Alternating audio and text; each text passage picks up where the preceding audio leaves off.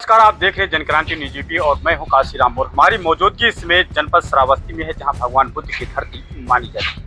आज जो है मौलिक अधिकार संघर्ष समिति की यहां पर एक अधिवेशन चल रहा है और इस अधिवेशन के दौरान भारत के कई राज्यों से लोग यहां पर पहुंचे हैं। और वही हम बात करें जो श्रावस्ती के वर्तमान सांसद समाजवादी पार्टी से चौधरी राम श्रीमोल वर्मा जी, वो भी यहाँ पर मौजूद हैं। और आपका सबसे पहले हमारी जनक्रांति न्यूज यूपी में आपका स्वागत है। और आज जो है आज के अधिवेशन में आए हुए हैं, थोड़ा सा परिचय के साथ इस अधिवेशन के बारे में बताएंगे क्या है। जी, आज जिस तरीके से मौलिक अधिकार पार्टी संगठन के माध्यम से ये 25वां अधिवेशन चल रहा है और जिस तरीके से दूर दराज से चल करके आए हुए उत्तर प्रदेश के बाहर से पूरे देश से यहाँ पर लोग आए हैं और ये कार्यक्रम लगभग 2 दिनों का कार्यक्रम है। आज प्रथम दिन है, तो आज मुझे भी संगठन में आने का सौभाग्य प्राप्त हुआ और सभी लोगों से चर्चाएं हुई, मुलाकात हुई और जिस तरीके से यह संगठन गैर राजनीतिक माध्यम से सभी लोगों को अच्छे अच्छे विचारों से बताने का प्रयास और कई बिंदुओं पर चर्चा करने का प्रयास किया है। तमाम जो हमारे महापुरुष हैं उनके जीवन पर चर्चा, उनके उद्देश्य क्या थे, हम लोगों को किस स्थान पर चलना है और इस तरीके से तमाम ऐसी चीज़ें रहीं।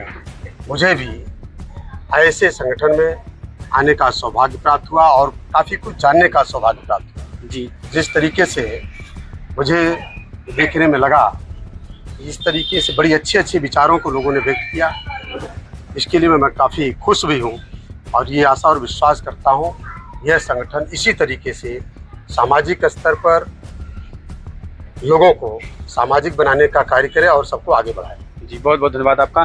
तो हम बात करते हैं, देखिए आज संगठन के बारे में जो है सांसद जी ने बताया, लेकिन हम बात इस तरह से करते हैं क्योंकि सांसद जी देखिए आप पूर्व में जो है बीएसपी पार्टी में भी वहाँ सांसद थे, दूसरी बात वर्तमान आप समाजवादी पार्टी में भी सांसद है। डेमोक्रेसी को किस तरह से आप देखिए, जब मैं बहुजन समाज पार्टी का कैंडिडेट यहाँ था और यहाँ दूसरी बार मुझे इस क्षेत्र की सम्मानित जनता ने अपना जनप्रतिनिधि बनाया। आज जिस तरीके से डेमोक्रेटिक की बात आपने किया, जो लोगों की इच्छाएं होती हैं, जो कुछ वोटर्स की इच्छाएं होती हैं, आज की वर्तमान जो सरकार चल रही है, जिस तरीके से किसानों, नौजवानों और गरीबों की बात करने वाली सरकार, प्रतिवर्ष 2 करोड़ नौकरी देने की बात करने वाली सरकार, किसानों 2 गुना आय करने वाली सरकार, समय समय पर जिस तरीके से परीक्षाएं लीक हो रही हैं, हमारे जो देश के भविष्य हैं, नौजवान साथी हैं, आज उनको बार बार दौड़ना पड़ता है, परीक्षाएं रिजेक्ट हो जा रही हैं। इस तरीके से सरकारों की जो उम्मीदें थी, जिस तरीके से सरकार ने वादा किया, जैसे मैं श्रावस्ती की बात करूं, आज श्रावस्ती के विकास की बात अगर हम करें, जिस तरीके से होना चाहिए, भगवान गौतम बुद्ध की धरती श्रावस्ती, जनपद बलरामपुर आज भी शिक्षा के क्षेत्र में पिछड़ा हुआ जनपद माना जा रहा है। आज मैं देख रहा हूँ विश्वविद्यालय यही गोंडा में चला गया था और आज उस विश्वविद्यालय को हम लोगों ने लड़ करके सरकार को सही बात बता करके और फिर सरकार ने वापस किया है, जो बलरामपुर की धरती और पिछड़े हुए क्षेत्र में शिक्षा के क्षेत्र में आज विश्वविद्यालय बन रहा है। तो इस तरीके से जो लोगों की सोच है, लोग वोट देते हैं, जो मानते हैं कि हमारी बात सुनी जाएगी, लेकिन आज जो अत्याचार हो रहा है वो गरीबों को झेलना पड़ रहा है। दलित, शोषित समाज, पिछड़ा, अल्पसंख्यक, सामान्य वर्ग के गरीब लोग जिस तरीके से झेल रहे हैं, ये उम्मीदें सरकारों से नहीं होती, लेकिन ये वर्तमान की सरकार हमेशा ठग करके वोट लेने का काम करती है और अपने को जीतने का काम करती है।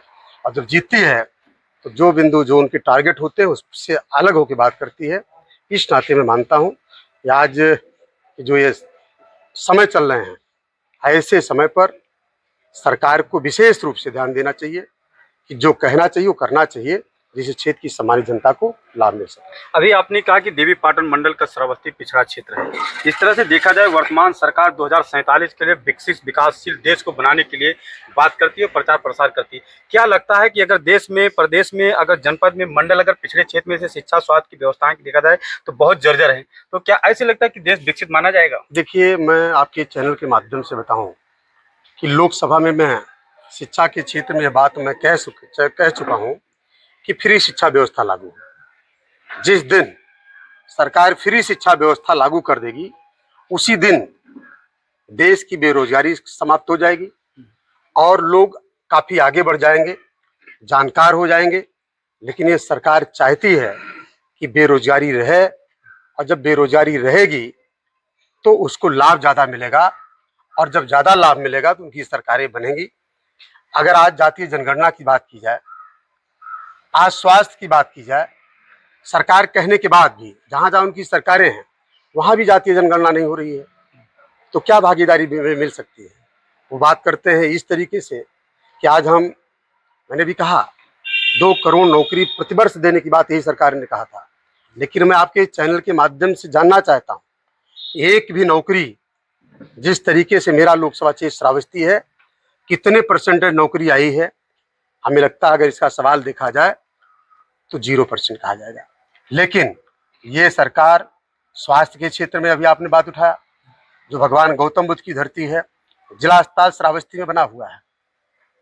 मैंने बड़े प्रयास के बाद मेडिकल कॉलेज बलरामपुर में बन गया, लेकिन आज तक चालू नहीं हो पाया।